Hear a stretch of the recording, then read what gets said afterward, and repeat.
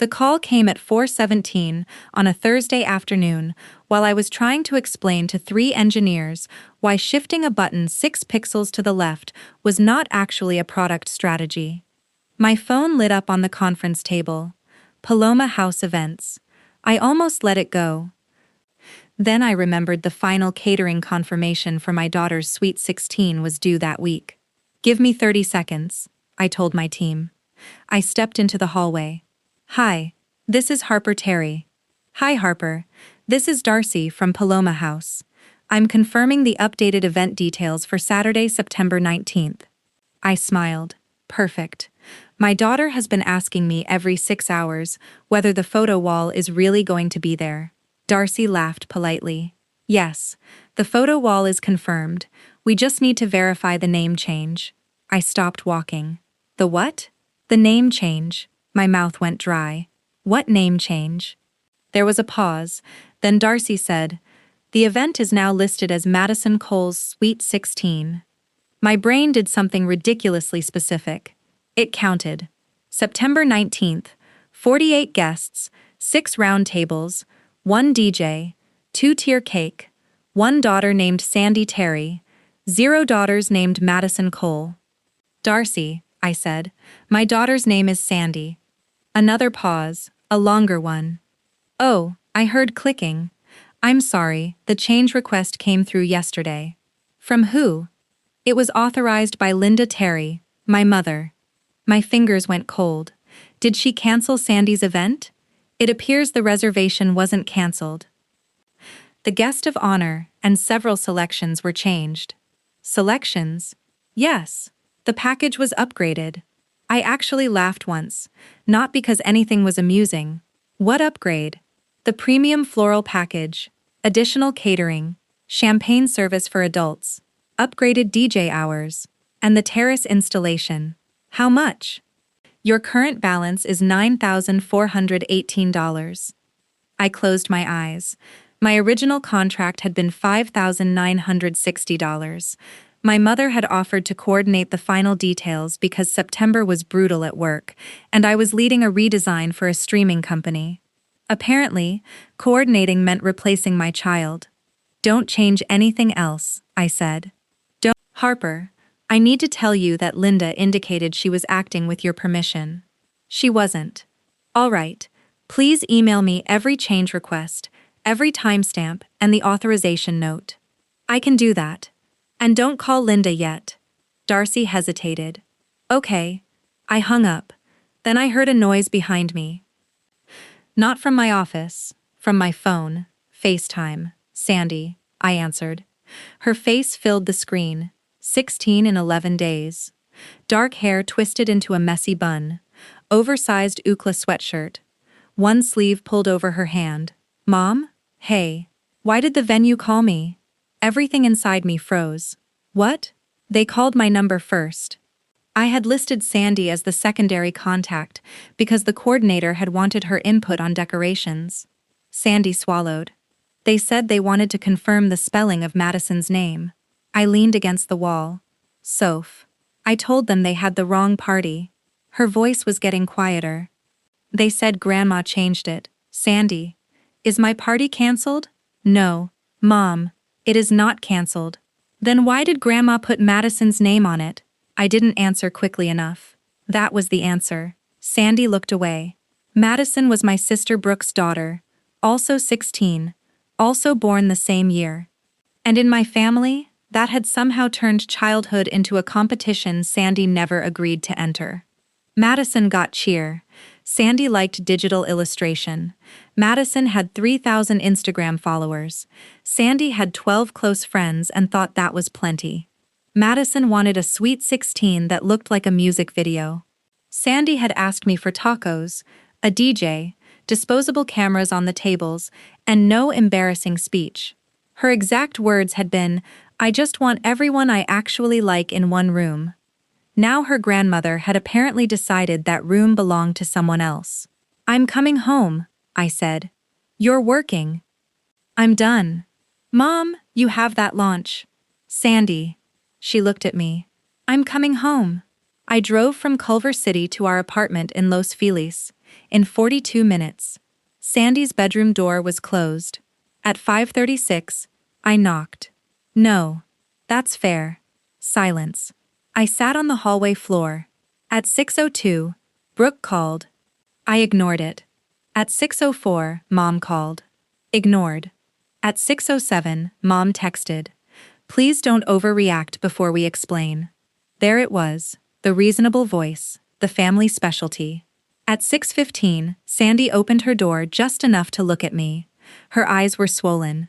Did Grandma really do it? Yes. Her chin shook. Why? I could have lied. I could have said, misunderstanding, paperwork error, Grandma got confused. Instead, I said, because Grandma made a decision she had no right to make. Sandy sat on the edge of her bed. I sat beside her. Her birthday dress was hanging from the closet door, navy blue. $79 from Nordstrom Rack because she'd tried on 14 dresses and hated all the expensive ones. She stared at it. Madison told people mine was kind of cheap. I turned toward her. When? Last month. Why didn't you tell me? She shrugged. It wasn't a big deal. That sentence hurt more than crying would have, because it was my sentence. The one I had used my entire life. Not a big deal. Keep things smooth. Don't make a scene. Family helps family. Sandy wiped her face with her sleeve. Can we just not have a party? My chest tightened. You want to cancel? I don't want everyone knowing Grandma thought Madison deserved it more. There it was. Not disappointment. Humiliation. I pulled out my phone and opened the banking app. The Paloma House charges came from an event account I had created 6 months earlier. My account. My money. Mom had been an authorized spender because she was helping with vendors. Brooke had transferred exactly $0 into it. Mom had transferred $600 as her birthday gift. I had deposited the rest. Yesterday, 3 new pending charges had appeared. $1,850, $940, $668. The available event balance was $9,407.82. I removed my mother's access, locked the debit card, froze outgoing ACH transfers, then I called the bank. Account owner, the representative asked. Harper Elise Terry. Are you reporting fraud? I'm reporting unauthorized use by an authorized user. I want future transactions blocked while I review them. She explained what that meant. I listened, asked her to repeat 2 sentences, wrote down the case number. Then I called Paloma House and told Darcy no additional charges were authorized. When I finished, Sandy was watching me. What are you doing? I looked at the clock, 7:11 p.m., then at my daughter. I smiled. Pack a bag. She blinked. What? Carry-on size? Why? We leave at 6 o'clock. For where? You'll find out. Mom. Passport. Her mouth opened, then closed. For the first time since I'd gotten home, something other than hurt crossed her face. Confusion. Maybe curiosity. I stood. She stared at me. Are you serious? Very. I didn't tell her I'd booked Paris. I didn't tell her the flights were already confirmed. And I didn't tell her the account paying for Madison's $9,400 party was frozen. I simply walked into my room and started packing. I'm Harper Terry. I was 38 then, a senior UX designer in Los Angeles, which sounds glamorous until you realize half my job is explaining why people don't want 7 pop-ups between opening an app and using it. I made $146,000 a year. That sounds like rich person money until you add Los Angeles rent, health insurance, a teenager, retirement, taxes, and the fact that Sandy's father contributed exactly $480 a month when he remembered. Sandy and I were fine. Not private jet fine, not Beverly Hills fine, but stable. Our 2-bedroom apartment cost $3,350 a month. My Honda was paid off. I had 6 months of expenses saved, and I had spent years building a life where nobody could threaten my housing, because I disagreed with them. That part mattered. Because I grew up in a family where money was never simply money. Money was access, approval, voting rights. My younger sister Brooke learned that early, so did I. We just learned opposite lessons. Brooke learned how to use it. I learned how to survive without it. The first incident I remember clearly happened when Sandy was 8. Mom had promised to take both girls to Disneyland. Sandy made a countdown chain from construction paper, 23 loops. Every morning she tore one off. 3 days before the trip, Mom called. Small change. I already knew. What? Madison's bringing Kaylee. Okay, so space is tight. You're taking your SUV. Mom sighed. Harper. I waited. It might be easier if Sandy sits this one out. I looked across our kitchen. Sandy was coloring Mickey ears on the last 3 paper loops. You invited her. I know. She's been counting down for 3 weeks. Don't make this into a thing. That was family language. A thing meant anything Brooke didn't like. What does Brooke want? This has nothing to do with Brooke. It always had something to do with Brooke. Later I found out Madison had told my mother she didn't want Sandy there because Sandy was boring on rides. Sandy cried for 20 minutes, then she folded the paper chain into a grocery bag and threw it away herself. I took her to Santa Monica that weekend. We rode the Ferris wheel. She smiled. I told myself that fixed it. It didn't. The second incident was Christmas, when the girls were 12. Mom bought Madison an iPhone. Sandy got a $40 Target gift card. I didn't care about equal dollar amounts. Kids don't need spreadsheets for love. But Sandy was sitting beside Madison when Mom said, Madison needs a good phone because she has opportunities. Opportunities. That word. In my family, opportunities meant Madison was pretty, social, and useful to show off. Sandy looked at her gift card, then at me. Then she slid it into her pocket. That night she asked, Did I do something wrong? No. Then why does Grandma like her more? I said the thing parents say when they're trying to build a bridge across a canyon. She loves you differently. Even as I said it, I hated myself. Sandy nodded. Okay. She was 12. She was already learning to shrink. The third incident was worse because I helped them do it. Brooke had lost her job during a restructuring. She called me at 10:21 one night. I'm short on Madison's cheer fees. How short? $3,000. I laughed. She didn't. You're serious? If she misses payment, she loses her spot. I can't give you $3,000. You make good money. There it was. My salary had become family property the second it sounded impressive. I have expenses. Brooke's voice hardened. Madison has worked for this. So has every kid whose parents are paying their own fees. Then Mom called, then Dad, then Mom again. By midnight I was selfish, jealous, cold, punishing a child. At 12:31 I transferred $2,200. Brooke texted a heart. No repayment plan, no thank you call, nothing. 4 months later, she posted photos from Cabo. I called. You went to Mexico? It was discounted. You still owe me $2,200. Brooke laughed. Are you seriously tracking that? I stared at my phone. Yes. Oh my God, Harper. Family helps family. There it was. Another phrase. Family helps family. Meant I helped. They decided when it mattered. I used to swallow it. That's important. I wasn't born with boundaries and a color-coded folder. For years, I thought if I was calm enough, generous enough, useful enough, eventually the scoreboard would disappear. I thought it was temporary. It wasn't. The Sweet 16 started innocently. Sandy and Madison's birthdays were 18 days apart. Brooke wanted a huge party for Madison. Rooftop, custom backdrop, professional photographer, dress change, some kind of entrance involving cold spark machines. Sandy wanted Paloma House because her best friend's cousin had gotten married there and she loved the courtyard. I toured it with her in April. The coordinator asked Sandy what mattered most. Sandy said, good food and enough chairs. Darcy laughed. I didn't. That was Sandy. No performance, no throne, no fake celebrity entrance. We signed for September 19th. Deposit $1,500. I paid it. Sandy chose navy and silver. She made the playlist herself.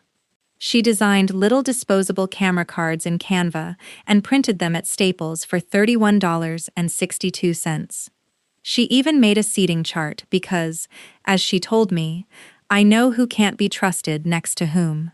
In June, Mom offered to help. You're slammed at work. I'm okay. Harper, let me do something for my granddaughter. I should have said no. Instead, I added her as an authorized user to the dedicated event account, not my main checking, not savings, just the party account. I thought it was safe because the only vendors connected to it were Paloma House, the bakery, and the DJ. I gave Mom the vendor spreadsheet. She called it our little project. For 2 months, she behaved perfectly. Then Brooke's venue canceled. At least that was what I was told. Mold issue, deposit dispute, something vague. Suddenly Madison had no location. Brooke called me. Would Sandy consider sharing? No. You didn't even ask her. Because it's her birthday party. They're practically twins, they're cousins born 18 days apart. Same thing. No, Brooke. Mom called the next morning. Just think about it. I did. Harper. No. It could be beautiful. Sandy doesn't want a joint party. You're teaching her not to share. She shared her crayons in kindergarten. She doesn't have to share her sweet 16. Mom went silent. Then she said it. Madison's party is a bigger deal. I looked at my laptop. What does that mean? She has more people. So? More expectations. Whose? You know what I mean. I did. I absolutely did. Madison's Instagram friends, cheer teammates, Brooke's friends, adults Mom wanted to impress. Sandy had 48 people. Madison had apparently invited 96. Find another venue, I said. We're trying. Great. Don't be difficult. I ended the call. 2 weeks later, my daughter was crying in her bedroom because they hadn't found another venue. They had simply taken hers. Part 3. Escalation. The first wave started before sunrise. My alarm went off at 5:05. There were 14 missed calls. Mom had sent 6 texts. Brooke had sent 11. Dad had sent 1. His said, "Call your mother. This is getting ridiculous." I made coffee. Sandy came into the kitchen wearing sweatpants and carrying her passport. You weren't joking. No. Are we going to New York? No. Chicago? No. Mexico? No. She narrowed her eyes. You're annoying. Get used to disappointment. That got half a smile. At 5:32, Mom called again. I answered. Harper. Morning. What did you do to the account? Straight there. No how, Sandy. No apology. What account? Don't play games. I'm making coffee, Mom. Be specific. The event account. I removed unauthorized access. You froze everything. I paused outgoing transactions. Brooke's voice appeared in the background. Of course they were together. Put me on speaker, I said. Mom did. Brooke started immediately. You are punishing Madison because Sandy got upset. No. You froze her party. I froze my account. We already committed to vendors. Using whose money? Silence. I sipped coffee. Whose money, Brooke? Mom cut in. We were going to settle everything later. How much did Brooke transfer? This isn't about that. How much? Brooke snapped. Oh my God, Harper. 0. I have expenses. So do I. You make almost 150. And? You know what I make. Actually, I did. About $71,000 plus Connor's income. They were not destitute. They just preferred my budget. Mom switched to the soft voice. Harper, nobody was trying to hurt Sandy. You replaced her name. We thought once she saw how beautiful it could be for Madison, for everyone. Mom, Sandy's invitations already went out. We were going to explain. When? Another silence.